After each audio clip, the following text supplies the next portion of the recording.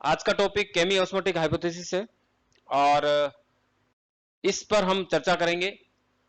यदि इसका हम बेसिक आइडिया लें कि यह हाइपोथेसिस क्या है, इसका मतलब यह है कि आयंस या प्रोटॉन के बेसिस पे उसकी आयन की कॉन्सेंट्रेशन के आधार पे या पीएच ग्रेडियंट के आधार पे एटीपी का सिंथेसिस इस हाइपोथेसिस के अंतर्गत बताया गया है। और माइटोकॉन्ड्रिया और यूकेरियोट्स में क्लोरोप्लास्ट, इसमें यह देखा गया है कि कुछ ऐसी स्ट्रक्चर होती है, प्रोटीन से बनी हुई ऐसी सब यूनिट्स से बनी हुई ऐसी स्ट्रक्चर होती है जो इसमें मेन रोल प्ले करती है। और मेम्ब्रेन की प्रॉपर्टी हम जानते हैं प्लाज्मा मेम्ब्रेन की कि आयंस जो होते हैं वो आयंस या फिर अन्य कोई मॉलिक्यूल्स होते हैं जो उसके थ्रू ट्रांसपोर्टेशन कैसे होते हैं। तो एक प्रकार का एक इलेक्ट्रोकेमिकल ग्रेडियंट मेम्ब्रेन के आर पार स्थापित होता है और पहले के कई लेक्चर में हम पढ़ भी चुके हैं। साथ ही प्रोटॉन ग्रेडियंट भी स्थापित होता है। तो जो फोर्स डेवलप होता है जिसे हम पीएमएफ कहते हैं, प्रोटॉन मोटिव फोर्स, उसकी भी चर्चा करेंगे यहाँ पे। तो ये हाइपोथेसिस ये बताती है कि सेल में एटीपेज एंजाइम के द्वारा एटीपी का सिंथेसिस किस आधार पे होता है, चाहे माइटोकॉन्ड्रिया की इनर मेम्ब्रेन हो या फिर हम थाइलेकोइड की मेम्ब्रेन की बात करें। तो आइए आज हम चर्चा करते हैं इस हाइपोथेसिस पे और एटीपी का सिंथेसिस जो है वो कैसे होता है, जो इसके अंतर्गत दर्शाया गया है। इस हाइपोथेसिस को, केमी ऑस्मोटिक हाइपोथेसिस को प्रपोज किया था पीटर मिशेल ने। और ये हाइपोथेसिस ये बताती है कि एटीपी का जो सिंथेसिस होता है वो प्रोटॉन मोटिव फोर्स उसके लिए जिम्मेदार होता है। रेस्पॉन्सिबल कौन होता है? Proton motive force was responsible for driven the synthesis of ATP. अब ये प्रोटॉन्स जो होते हैं ये इनर माइटोकॉन्ड्रियल मेम्ब्रेन के अक्रॉस जो है वो मूव करते हैं और इलेक्ट्रॉन्स जो होते हैं वो इलेक्ट्रॉन ट्रांसपोर्ट चेन जो हम पिछले लेक्चर में पढ़ चुके हैं उसके थ्रू ये मूव करते हैं। तो जब भी कोई एनर्जी मॉलिक्यूल, चाहे वो फर्स्ट कॉम्प्लेक्स हो माइटोकॉन्ड्रिया के अंदर ईटीसी में एनएडीएच डिहाइड्रोजनेज, सेकेंड कॉम्प्लेक्स हो चाहे वो एफएडीएच2, तो ये दोनों ही एनर्जी मॉलिक्यूल से एक तो प्रोटॉन पंपिंग करते हैं, इसके साथ इलेक्ट्रॉन भी मूव करते हैं। तो ये जो है उस मेम्ब्रेन के अक्रॉस में प्रोटॉन मोटिव फोर्स जो है वो यहाँ पे डेवलप होता है। तो इस प्रकार हम ये देखते हैं यहाँ पर एक डायग्राम जो दिखाया गया है जिसमें माइटोकॉन्ड्रिया की स्ट्रक्चर है और माइटोकॉन्ड्रिया में ये माइटोकॉन्ड्रिया की आउटर मेम्ब्रेन है और यहाँ पे ही माइटोकॉन्ड्रिया की इनर मेम्ब्रेन को भी दर्शाया गया है। और इनर मेम्ब्रेन, ये यहाँ पे ये इनर मेम्ब्रेन जो रेड में दिखाई दे रही है और उसके अंदर मैट्रिक्स है, यहाँ पे हम मैट्रिक्स को देख रहे हैं। तो इस इनर मेम्ब्रेन और आउटर मेम्ब्रेन का बीच का जो स्पेस है जिसे हम इंटर मेम्ब्रेन स्पेस कहते हैं, तो ये इंटर माइटोकॉन्ड्रियल मेम्ब्रेन के नाम से भी है। और यहां पर प्रोटॉन जो होते हैं वो इस मेम्ब्रेन के थ्रू ट्रांसपोर्ट होते हैं, है ना। और ये मेम्ब्रेन के थ्रू ट्रांसपोर्ट होकर के कि इनर जो दो मेम्ब्रेन के बीच का स्पेस है, यहां कॉन्सेंट्रेशन इसकी हाई हो जाती है, प्रोटॉन की अंदर कम हो गई, तो एक एक एक एक ग्रेडियंट जो है वो प्रोटॉन ग्रेडियंट स्टैब्लिश हो गया और इसी के थ्रू फिर ये एटीपेज एंजाइम के थ्रू एटीपी का सिंथेसिस करते हैं। अब यहां यदि हम देखते हैं कि electron transport is coupled to ATP synthesis through a proton gradient. तो जब प्रोटॉन ग्रेडियंट जो है वो स्थापित हो जाता है तो उसके बाद में यहां पर एटीपी का सिंथेसिस एटीपीएस के द्वारा होता है और ये जो प्रोटॉन मोटिव फोर्स क्रिएट होता है, ठीक है, ये पीएच ग्रेडियंट या चार्ज ग्रेडियंट दो है। पीएच ग्रेडियंट जो हम प्रोटॉन का देख रहे हैं कि अंदर की तरफ लो प्रोटॉन की कॉन्सेंट्रेशन होगी और बाहर की तरफ यहां पे देखते हैं तो प्रोटॉन की हाई कॉन्सेंट्रेशन बाहर, यानी जो इनर मेम्ब्रेन के बाहर और दोनों मेम्ब्रेन के बीच का स्पेस है। तो ये जो प्रोटॉन मोटिव फोर्स जो है वो स्थापित होता है। अब जो मेम्ब्रेन जो होती है इसमें इलेक्ट्रॉन भी मूव करते हैं और एक प्रोटॉन जो होते हैं वो बाहर की तरफ इसमें स्पेस में पंपिंग होती है। तो यहां जो प्रोटॉन मोटिव फोर्स जो है वो क्रिएट होता है और इस प्रकार ये प्रोटॉन मोटिव फोर्स को हम डिफाइन कर सकते हैं कि जब इलेक्ट्रॉन ईटीसी के द्वारा होता है तो धीरे धीरे वो इलेक्ट्रॉन जब ट्रांसपोर्ट होते रहते हैं, एक first complex, second, third, then धीरे धीरे एनर्जी का लॉस भी होता रहता है और एनर्जी लेवल उसका डाउन हो जाता है, क्योंकि जब वो एक से दूसरी जगह ट्रांसपोर्ट होता है तो कुछ एनर्जी हीट के फॉर्म में लॉस हो जाती है। और ये एनर्जी जो है, ठीक है, यूज होती है उस प्रोटॉन को मेम्ब्रेन के थ्रू ट्रांसपोर्ट कराने में अक्रॉस दी मेम्ब्रेन, ठीक है। तो वहां पर मैट्रिक्स से लेके इनर माइटोकॉन्ड्रियल स्पेस जो होता है उसमें, और इस प्रकार एक प्रोटॉन ग्रेडियंट जो है वो स्टैब्लिश हो जाता है, जो कि हम अभी डायग्राम में देख चुके हैं।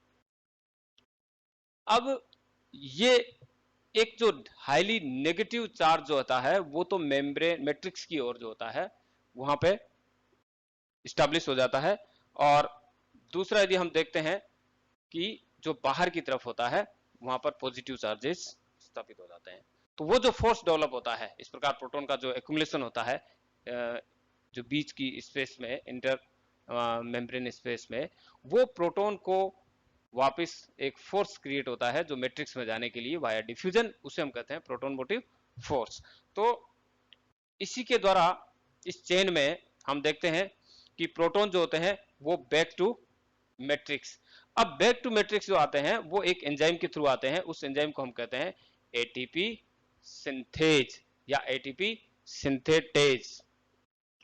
और ये जो एटीपी सिंथेज होता है ये एक मेम्ब्रेन बाउंड एंजाइम है, और मेम्ब्रेन बाउंड एंजाइम इसका मतलब ये है कि ये इसका जो काम होता है कि उस प्रोटॉन ग्रेडियंट की जो एनर्जी होती है उसके थ्रू ये एडीपी, वो एनर्जी जो परफेक्ट होती है कि एक इनऑर्गेनिक फॉस्फेट को एडीपी में उसमें अटैच करके एटीपी का निर्माण करता है ना। अब यहाँ पे हम स्ट्रक्चर देखते हैं उस एटीपी सिंथेज की, ये कॉम्प्लेक्स की। यदि हम देखें तो इसके दो मेन पार्ट है।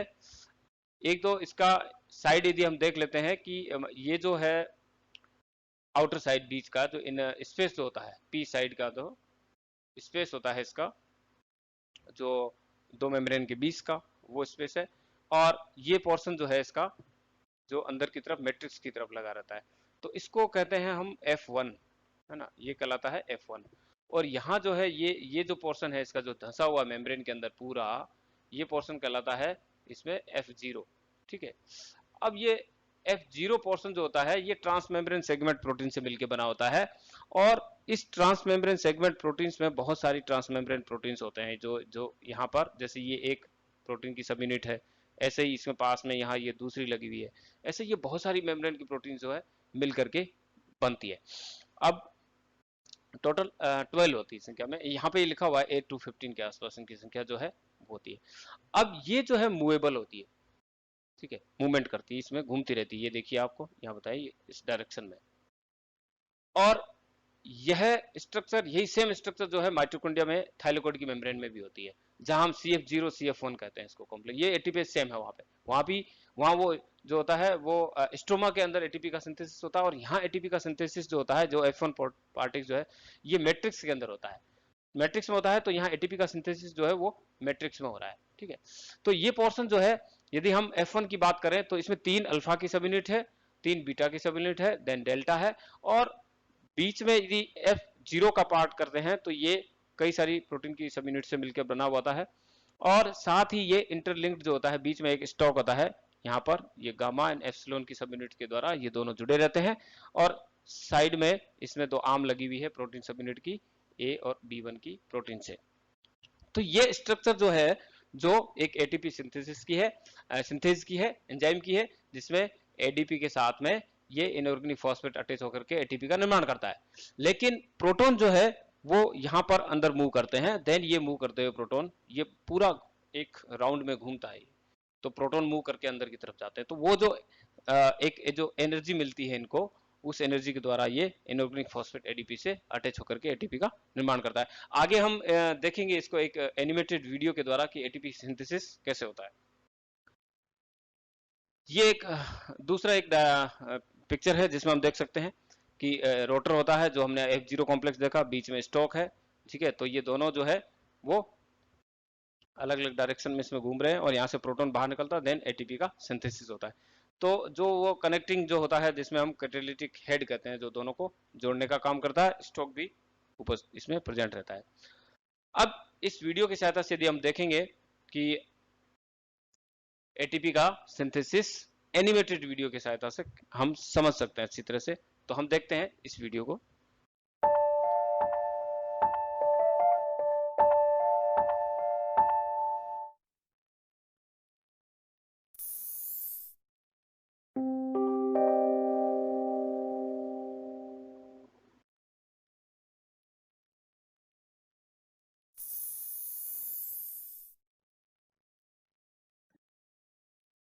Concentration gradients are a key component of the biological world. The potential energy from these gradients is often used to perform biological work. Here we will focus on hydrogen ion concentration gradients. Hydrogen ions are also known as protons. A gradient exists when there is a higher concentration of a molecule in one compartment compared to a neighboring compartment. This animation will demonstrate how the potential energy that results from a hydrogen ion gradient uses ADP and inorganic phosphate, also known as PI, to synthesize ATP. This process involves an enzyme complex called ATP synthase. Gradients and the potential energy they create are key aspects of the biological world. A good example of the use of a gradient occurs in the mitochondria when ATP is synthesized. ATP is synthesized by ATP synthase, a large complex of membrane-bound protein. Here we see ATP synthase, along with other membrane-bound proteins. Notice the large difference in the number of hydrogen ions on the two sides of the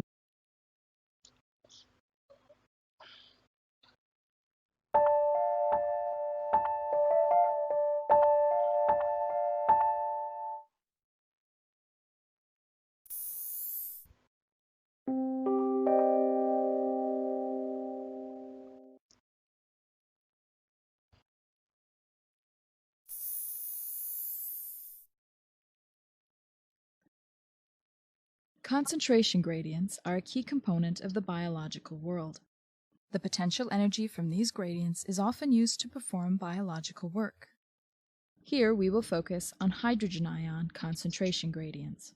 Hydrogen ions are also known as protons. A gradient exists when there is a higher concentration of a molecule in one compartment compared to a neighboring compartment. This animation will demonstrate how the potential energy that results from a hydrogen ion gradient uses ADP and inorganic phosphate, also known as PI, to synthesize ATP. This process involves an enzyme complex called ATP synthase. Gradients and the potential energy they create are key aspects of the biological world. A good example of the use of a gradient occurs in the mitochondria when ATP is synthesized. ATP is synthesized by ATP synthase, a large complex of membrane-bound protein. Here we see ATP synthase, along with other membrane-bound proteins. Notice the large difference in the number of hydrogen ions on the two sides of the membrane. This difference is a hydrogen ion, or proton, concentration gradient. The energy associated with this gradient is used to synthesize ATP from ADP and PI. This occurs at the ATP synthase complex. One hydrogen ion enters the ATP synthase complex from the intermembrane space, and a second hydrogen ion leaves it on the matrix space. The upper part of the ATP synthase complex rotates when a new hydrogen ion enters. Once 3 protons have entered the matrix space, there is enough energy in the ATP synthase complex to synthesize 1 ATP. In this way, the energy in the hydrogen ion gradient is used to make ATP. Now let's watch the process again. Notice how the proton enters the ATP synthase and exits into the matrix space. Once 3 more hydrogen ions have crossed the membrane, another molecule of ATP will be made. In this example, the hydrogen ion gradient is large enough to produce 6 ATP molecules. Please watch as the remaining ATP molecules are synthesized.